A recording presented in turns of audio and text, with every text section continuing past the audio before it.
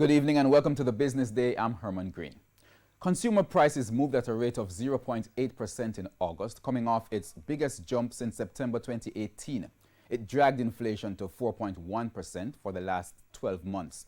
That's still within the 4 to 6% range that the Bank of Jamaica is targeting.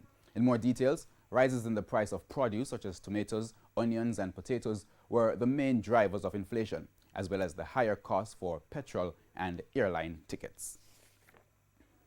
General Accident Insurance Company has acquired a majority stake in a Trinidadian insurance company called Motor One.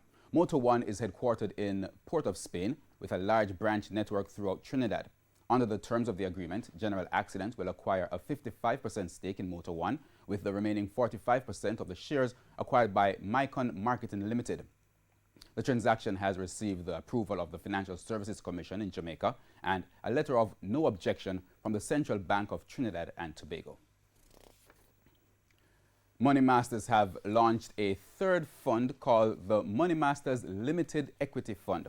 The new fund consists of selected domestic and international equities. Starting today, investors can purchase units for as little as $1 Jamaican each, with a minimum investment of 1,000 Jamaican dollars. The company has also announced that Dr. Patrick Thelwell has been appointed chairman.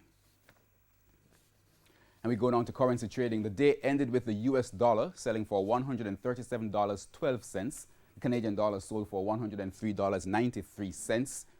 The pound closed for $168.79, while the euro is now going for $151.93.